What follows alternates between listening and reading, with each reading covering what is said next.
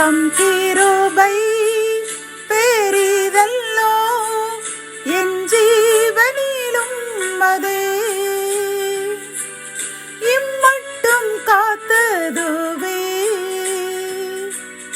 இன்னும் தேவை கிருபை தாருமே, இன்னும் தேவை கிருபை தாருமே. கர்த்தரும் இரட்சகருமாகிய இயேசு கிறிஸ்துவின் ஈடு இணையற்ற நாமத்தில் சேனைகளின் கர்த்தர் ஊழியத்தின் மூலம் 20/8/2024 இந்த நாள் உங்களுக்கும் உங்கள் சந்ததிக்கும் ஆசீர்வாதத்தின் நாளாக அமையப் போகிறது என்று மனதார வாழ்த்துகின்றேன். இன்று நாம் அறியவிருக்கும் கிருபையின் வார்த்தைகள் 1 கொரிந்தியர் 6:11. இயேசுவின் நாமத்தினாலும் நமது தேவனுடைய ஆவியினாலும் கழுவப்பட்டீர்கள், பரிசுத்தமாக்கப்பட்டீர்கள், நீதிமான்களாக்கப்பட்டீர்கள். கத்தோலிக்க வேதாகமம் இவ்வாறு கூறுகின்றது: இயேசு கிறிஸ்துவின் பெயராலும் நம் கடவுளின் ஆவியாலும் கழுவப்பட்டு தூயவரானீர்கள் என்கின்றது.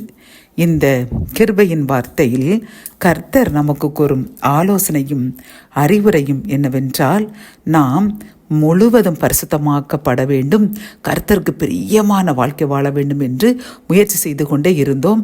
ஆனால் நாம் நினைத்து விட்டோம், இந்த உலகத்தில் வாழும் பொழுது இனி நம்மால் பரிசுத்தமாக வாழ முடியாது, ஏதோ நமக்கு எந்த பரிசுத்தமாக வாழ்வோம் என்று நீங்கள் முயற்சி செய்து கொண்டிருந்த அல்லவா? கர்த்தர் உங்களை பார்த்து கூறுகின்றார், அப்படியல்ல என் அன்பு சகோதரனை சகோதரியே, நான் உன்னை முற்றிலுமாக பரிசுத்தமாக்கி விட்டேன், நீ விரும்பிய பரிசுத்தத்தை உனக்கு தந்து விட்டேன் என்று கர்த்தராகிய இயேசுவின் நாமத்தினாலும் கர்த்தரின் நாமத்தினாலும் நீங்கள் முற்றிலும் கழுவப்பட்டீர்கள். உங்களுடைய பாவங்கள், உங்களுடைய சாபங்கள் அனைத்தும் நீங்கப்பட்டு நீங்கள் நீதிமான்களாக்கப்பட்டீர்கள் என்று கர்த்தர் உங்களுக்கு வாக்கு கொடுக்கின்றார். என் அன்பு சகோதரனை சகோதரியே, இப்பொழுது மிகுந்த மகிழ்ச்சியாக இருக்கிறதல்லவா? ஆம், கர்த்தர் மன்னிக்கும் கர்த்தர். நாம் பரிசுத்தமாக வேண்டும் என்று நினைத்த பட்சத்திலேயே அவர் நம் பாவத்தை, நம் சாபத்தை, நாம் அறியாமல் செய்த பாவங்கள், அறிந்து செய்த பாவங்கள், இப்படி மூதாதையர்கள் செய்த பாவங்கள், இப்படி உள்ள பாவங்கள், சாபங்கள் எல்லாவற்றையும் நம்மை விட்டு முற்றிலுமாக நீக்க வேண்டும் அவர் என்று நினைத்து நம்மை பக்குவப்படுத்த அவர் நமக்கு ஒவ்வொரு சோதனையாக தந்து அதில் நாம் ஜெயிக்கிறோமா என்று பார்த்து கொண்டே இருந்தார். நாம் முழுமையாக ஜெயிக்காவிட்டாலும் ஒரு 90% ஜெயித்து விட்ட காரணத்தினால் கர்த்தர் இன்று கூறுகின்றார், நீங்கள் என்னுடைய நாமத்தினாலும் என்னுடைய பிதாவின் நாமத்தினாலும் தூய ஆவியினாலும் முற்றிலுமாக கழுவப்பட்டு விட்டீர்கள், பரிசுத்தமாக்கப்பட்டு விட்டீர்கள், நீதிமான்களாக்கப்பட்டீர்கள் என்று கூறியுள்ளார். ஆகவே நாம் மகிழ்ச்சியாக இருப்போம். ஆனால் பன்றியானது எப்பொழுதும் அந்த சாக்கடையில் இருப்பது போன்று நாம் அதில் இருக்காமல், ஆட்டுக்குட்டி அந்த பாவத்தை விட்டு வெளியே வந்தது போல் நாம் வெளியே வந்துவிட்டோம். இனி பழையபடி அந்த சாக்கடையான பாவத்திற்குள் விழாமல் நம்மை பாதுகாத்து கொள்ள வேண்டும்.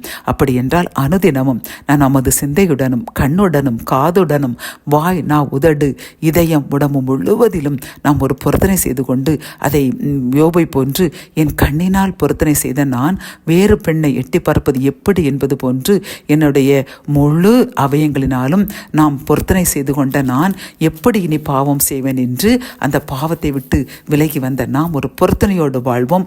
இனி அந்த பாவங்கள் பக்கம் எட்டியை பார்க்காமல் எப்பொழுதும் பரிசுத்தமாக வாழ்வோம். அதற்கு ஆதாரமாக அனுதினமும் வேதத்தை வாசித்து கொண்டே இருப்போம். நேரம் கிடைக்கும் பொழுது அந்த ஃப்ரெண்ட்ஸுடன் உட்கார்ந்து பேசுவதை தவிர்த்து, அந்த யூடியூப்பில் செய்திகளை பார்ப்பதை தவிர்த்து விட்டு நேரம் கிடைக்கும் போதெல்லாம் வேதத்தை வாசிப்போம், பாடி துதிப்போம், ஸ்தோத்திரம் சொல்லுவோம். என்றும் பரிசுத்தமாகி நாமும் நம் சந்ததியும் பரிசுத்த ஜாதியாக ஆசீர்வாதங்களை ஒருங்கே பெற்ற ஜனமாக வாழ்வோம். ஜெபம்.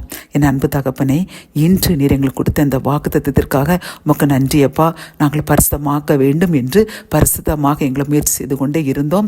நீங்களும் எங்களுக்கு எங்களுடைய முயற்சிக்கு தகுந்த பலனை தந்து பாவங்கள் கழுவப்பட்டது, பரிசுத்தமாக்கப்பட்டீர்கள், நீதிமான்களாக்கப்பட்டீர்கள் என்ற இந்த அருமையான இந்த செய்திக்காக, அருமையான இந்த வாக்குத்தத்திற்காக நன்றி கூறுகின்றோம் அப்பா. நாங்கள் இனிமேல் அந்த பாவத்திற்கு எட்டி பார்க்க மாட்டோம். அந்த பாவம் பாவம் அந்த பாவத்திற்கு உள்ள சூழ்நிலைகளுக்கு பக்கமே நாங்கள் செல்ல மாட்டோம் என்று உறுதி கூறுகின்றோம். என்னுடன் சேர்ந்து யாரெல்லாம் இந்த உறுதி செய்கின்றார்களோ எங்களுக்காக ஜெபிக்கின்றோம். எங்கள் பாவங்களை மன்னித்ததற்காக நன்றி.